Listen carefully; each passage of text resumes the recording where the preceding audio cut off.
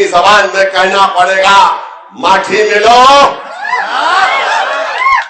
माठी मिलो, हमारे पीछे पड़ गए, पड़ो पीछे, कोई फर्क नहीं पड़ेगा।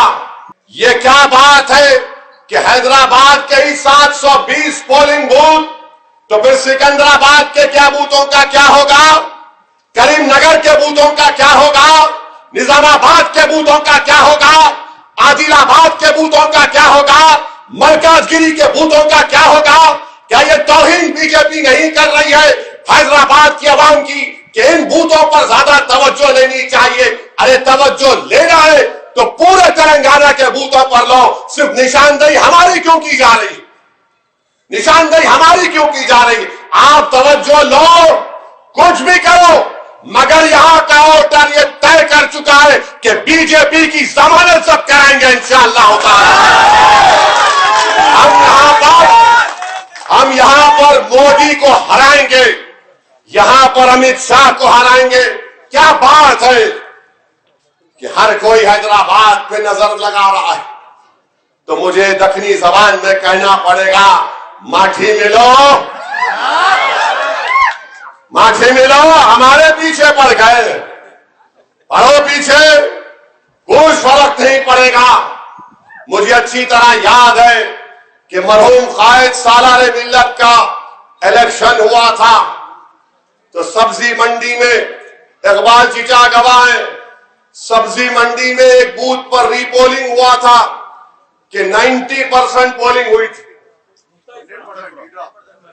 ड्यूड्राप मुस्तईदपुरा में 100% पोलिंग हुई।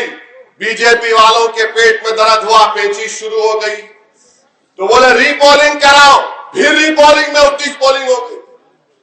तो हम इलेक्शन कमीशन ऑफ इंडिया से, डीजीपी तेलंगाना से, कमिश्नर ऑफ पुलिस हैदराबाद से जो नुमाइंदगी बीजेपी की तरफ से दी गई है, हम भी लिख के देंगे। ये क्या बात है? एक तमाशा बना के रख दिया हैदराबाद की। ये कांग्रेस का लीडर है जो 4 मरतबा इलेक्शन हारा नामपल्ली से, लैला का मजदू है वो लिख के दिया अक्टूबर में कि 5 लाख वोट मजलिस दलाई, इलेक्शन कमीशन इंक्वायरी कराओ। सिर्फ मरने वाले जो नाम थे निकले, वही लेटर को बीजेपी वालों को कांग्रेस का लीडर दे दिया। फिर यही बोला गया 5 लाख। इलेक्शन कमीशन जो लेटर लिखा, उसमें यह लिखा कि जो लेटर ये कांग्रेस का लीडर दिया, वही लेटर को बीजेपी दे रही है। ये इलेक्शन कमीशन का लेटर है, वही लेटर बीजेपी दे रही है। इंक्वायरी करवाई गई, नई वोटर लिस्ट आई, किसी का नाम नहीं कटा, वही नाम है। बीजेपी वालों, तुम इतना डर रहे क्यों? नाच ना जाने तो आंगन तेरा, हाँ? इतना डर रहे, इतना डर रहे। वोटर लिस्ट के बारे में बोला, वो झूठ साबित हुआ। ईसीआई का लेटर है मेरे पास। अब इनका एक ही हरबा है कि 13 तारीख को पोलिंग परसेंटेज कम हो। अब मैं आपसे सवाल करूंगा, क्या आप अपना पोलिंग परसेंटेज बढ़ाएंगे, नहीं बढ़ाएंगे? आप तमाम अपना वोट इस्तेमाल करेंगे, करेंगे, या फिर ये बीजेपी वाले जो बोल रहे हैं उसकी साजिश का शिकार हो जाएंगे? आप डालेंगे ना वोट? पोलिंग परसेंटेज बढ़ेगा, कितना बढ़ेगा? कितना बढ़ेगा? कितना बढ़ेगा? पोलिंग परसेंटेज 100 भी कर सकते हैं आप। 100% पोलिंग करवाइए। और ये जो बीजेपी वाले हार मान चुके हैदराबाद से, इसीलिए तमाम कोशिशें करते जा रहे हैं। मेरे यकीन है कि इंशाअल्लाह ताला इनको शिकस्त होगी और बदतरीन शिकस्त होगी इंशाअल्लाह ताला। और हम इलेक्शन कमीशन ऑफ इंडिया से अपील करते हैं, चीफ इलेक्टोरल ऑफिसर से अपील करते हैं, DGP Telangana, commissioner police Hyderabad से, सिर्फ 700 पोलिंग बूथ नहीं, पूरे तेलंगाना के पोलिंग बूथों पर स्पेशल तवज्जो ली जाए। हैदराबाद पर ही क्यों भाई? क्या ये फ्री एंड फेयर होगा? क्यों नहीं निजामाबाद? क्यों नहीं करीमनगर? क्यों नहीं मल्काजगिरी? क्यों नहीं महबूबनगर? हर तरफ करो। मगर सामने के सारे बीजेपी वाले एक ही दूल्हे भाई की तरफ देख रहे हैं।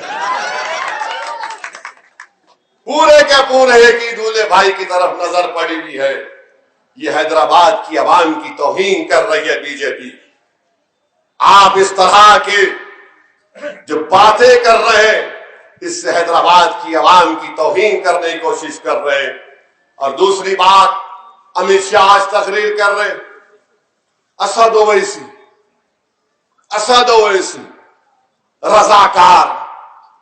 अमित शाह साहब, ऐसा लगता है कि बगैर मेरा नाम लिए आपको रात में नींद नहीं आती है।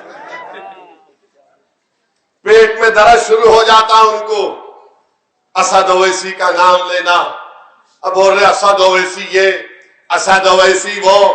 ठीक है, कोई बात नहीं, नाम लो मेरा, मगर ये अल्लाह का बड़ा करम है कि मेरी जबान पर तुम्हारा नाम तो आ गया। वो एक बहुत मशहूर पिक्चर मैं कहीं अपने उस अय्याम जहालिया में देखा था। कौन सी पिक्चर थी? मुगल आजम पिक्चर में अनारकली को जेल में डालते तो बादशाह अकबर उससे पूछते, बोल तेरी आखिरी ख्वाहिश क्या है? तो ने बोलती, मेरे को मलिका बनना है। तो बादशाह बोलते, तेरे दिल की बात जबान पे आ ही गई। तो अमित शाह, दिल की बात जबान पे आ ही गई। मोदी जी, दिल की बात जबान पे आ ही गई। कहां भी जा रहे, ओ रजाकार, असद ओवैसी रजाकार। कोई बात नहीं, हम रजाकारों से हमारा कोई ताल्लुक है ही नहीं। हम भारत के आजाद हिंदुस्तान में पैदा हुए हैं। जो रजाकार थे वो पाकिस्तान भाग गए, जो वफादार थे वो मोदी अमित शाह से मुकाबला कर रहे हैं। और यही वफादार इनको हराएगा इंशाअल्लाह ताला। रजाकार बोलना। और अमित शाह से हम पूछना चाह रहे कि प्राइम मिनिस्टर केयर्स एक वजीर आजम मोदी बनाए, उसके पैसों का क्या हुआ बताओ? 3000 करोड़ उसमें है। बताइए अमित शाह, वो 3000 करोड़ कहां गए? उसका इस्तेमाल कैसे हुआ? 3000 करोड़ पीएम केयर्स फंड में है।